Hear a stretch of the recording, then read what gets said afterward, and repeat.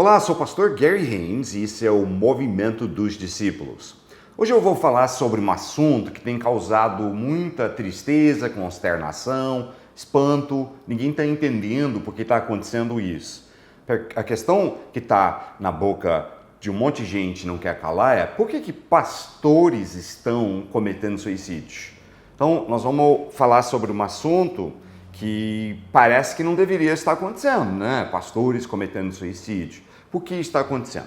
Bem, eu não posso dar uma resposta para cada caso específico, porque cada caso é um caso, mas eu posso falar ao assunto de forma generalizada e dar uma resposta sim.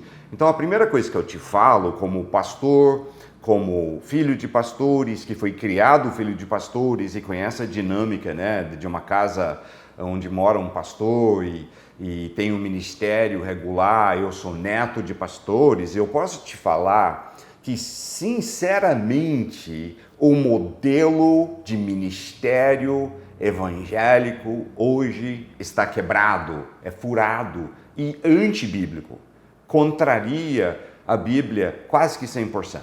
Quando veio a reforma protestante, né, 502 anos atrás, nós entendemos que foi reformado as coisas que precisava, ainda mais considerando os anos consequentes, com outros reformadores e um processo que vem há séculos. Então, às vezes fica aquela ideia que não, agora está tudo alinhado com a Bíblia e está tudo certo, está tudo bonito. E eu tenho que te falar que é besteira essa ideia. Está longe de certo, e se está alguma coisa hoje em dia, está mais longe do que nunca do que a palavra e do padrão bíblico. Então eu vou te falar um pouco sobre isso com uma base bíblica. Eu poderia citar dezenas de passagens, mas aí nosso tempo juntos passaria a ser horas em vez de alguns minutinhos. Então só vou citar uma passagem.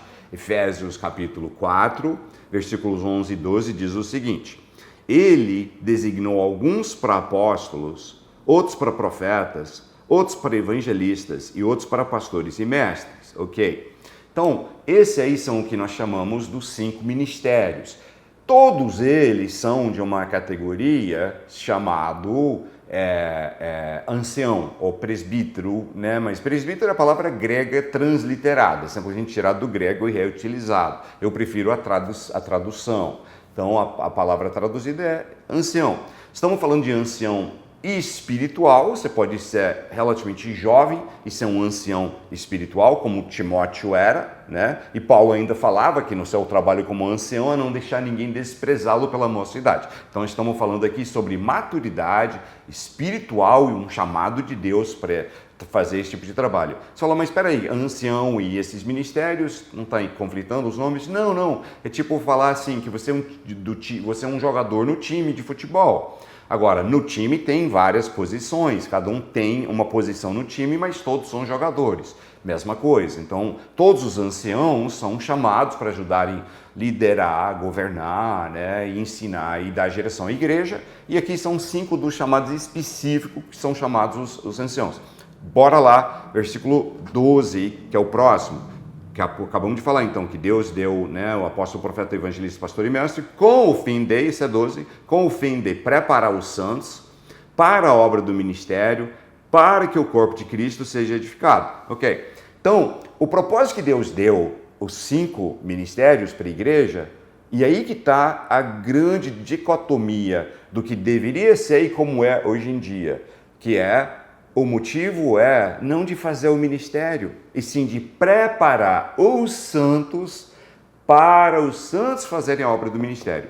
Ah, peraí, então, quem são os santos? É uma casta especial de um super crente? Não de acordo com o Novo Testamento. Os santos são todas as pessoas que são discípulos de Jesus, salvos em Jesus Cristo, têm Jesus como o Senhor e Mestre, cheios do Espírito Santo e vivendo para o Senhor, são os santos. Então aqui quando diz que os 5 ministérios, os 5 dons existem para preparar os santos para fazer o ministério, é porque esse era o padrão do Novo Testamento. Essa era a visão de Deus, esse é o jeito que Jesus estruturou a tua igreja e o Espírito dele, né, nos ensina a levar a igreja, que é o quê? Então, os anciãos são uma espécie, né, voltando às analogias de jogo de futebol, eles são uma espécie de técnicos.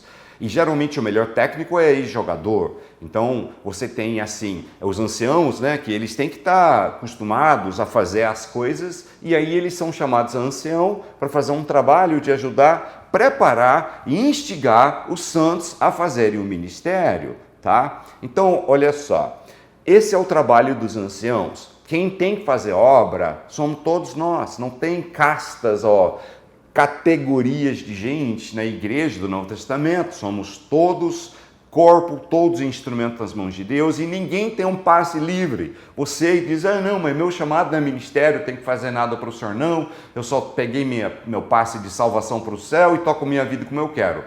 Toma cuidado, quem toca a vida como quer pode facilmente acordar e descobrir que nem do Senhor Jesus é, tá? Porque enquanto você não é totalmente discípulo, totalmente entregue, totalmente vivendo para agradar e obedecer ao Senhor Jesus, você não é nem dele. Quem é você para falar isso? Eu sou ninguém. Mas Jesus, eu acho que tem autoridade, né? E ele disse que um monte de gente vai chegar no dia do juízo e falar, Senhor, olha todas as coisas que eu fiz para ti, né? Dizendo, produzi muitas coisas. E ele vai dizer, afasta de mim, porque você eu não conheço. Então, cada um de nós, se somos verdadeiros discípulos de Jesus, se você é salvo de verdade, seu chamado é você ministrar. O ministério é seu e nós jogamos tudo em cima do tal do pastor. Primeiro problema é que nós eliminamos os 4. Às vezes, até hoje, quando nós chamamos alguém de profeta, apóstolo e assim em diante, evangelista, a gente chama como título, mas na prática tratamos tudo como farinha do mesmo saco, que é o pastor. E o pastor é o cara que ele faz tudo, ele é a chave para tudo. É como se você tivesse um monte de ferramentas e você só usa a chave de fenda para tudo. Então, nós temos o pastor, ele tem que fazer tudo, ele é responsável por tudo e jogamos em cima dele a responsabilidade dele fazer o ministério todo. Você sabe que nenhum ser humano aguenta isso. Isso mata o cara, isso estressa, isso desgasta. E aí nós ainda colocamos o tal do pastor num pedestal, que ele é, ele é mais santo que todos nós. Aí se um dia você vê alguma falha dele, aí a gente vem para massacrá-lo, cutucar, derrubá-lo, né? E ele vive esse medo, né? Alguém vai sempre tentar me derrubar, então ele tem medo até dos próprios irmãos, para ser sincero, em certos ministérios e igrejas, ele está vivendo o tempo inteiro pisando em casco de ovos, assim, preocupado em não dar nenhuma brecha para alguém poder ver e derrubá-lo. E eu não estou falando de brecha, nem de grande pecado, coisa assim, é só mostrar que ele é um ser humano, que ele cansa, né? que ele às vezes tem pontos fracos, ele não pode mostrar, porque aí senão o pessoal vai usar para derrubá-lo. Então nós criamos um sistema doentio, furado, totalmente ao contrário do padrão das Escrituras, que é um sistema onde o pastor tem que fazer tudo e o pastor vai fazendo tudo. Aí se o pastor não tomar cuidado, ele desgasta, ele começa a ficar triste, ele começa a ficar frio espiritualmente, porque assim, começa a ser cobrado tanto, ele começa a afastar da sua proximidade com Deus. Se não tomar cuidado, ele começa a cair da fé e mesmo estando ministrando, ele muitas vezes pode estar desviado e caído da fé e depois fica fácil o diabo entrar, enganar o coração dele e ajudá-lo a cair, né, em áreas morais. Por isso que às vezes a gente ouve falar, o pastor, né, caiu a nível moral e largou tudo, o pastor agora desviou e não quer mais as coisas de Deus, ou, pior das hipóteses, ele fica tão estressado, desgastado e sem esperança mais na vida que ele se mata e se suicida. Então assim, é muito triste isso, mas a base de tudo é o modelo da igreja evangélica que está furado, está quebrado, ninguém aguenta mais isso.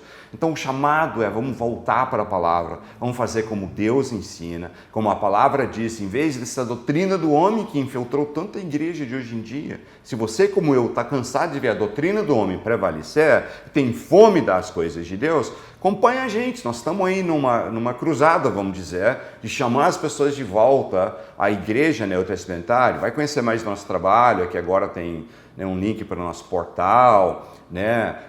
Ajuda a gente divulgando nossos vídeos e falando para outras pessoas, né, sobre esse projeto, esse trabalho, porque nós estamos aí para fazer uma diferença e ver as pessoas mudarem nesse sentido. Terminar com um último versículo, na mesma passagem que eu li agora, Efésios 4, 11 e 12, agora a gente vai pular para o versículo 16. onde ele encerra o assunto, ele diz assim: dele todo o corpo, ajustado e unido pelo auxílio de todas as juntas, cresce e edifica-se a si mesmo em amor, na medida em que cada parte realiza a sua função. Você entendeu o negócio? Está dizendo aqui que a coisa só funciona mesmo, né? Deus só consegue fazer o que Ele quer em nosso meio, na medida em que cada parte realiza a sua função. Aí o que acontece hoje? Um monte de gente não fazendo sua função, não sendo discípulos de verdade, não servindo também, dizendo esse é meu chamado, é o pastor que tem que fazer, de paga ele para isso, que é uma grande mentira, tá? Não é por aí.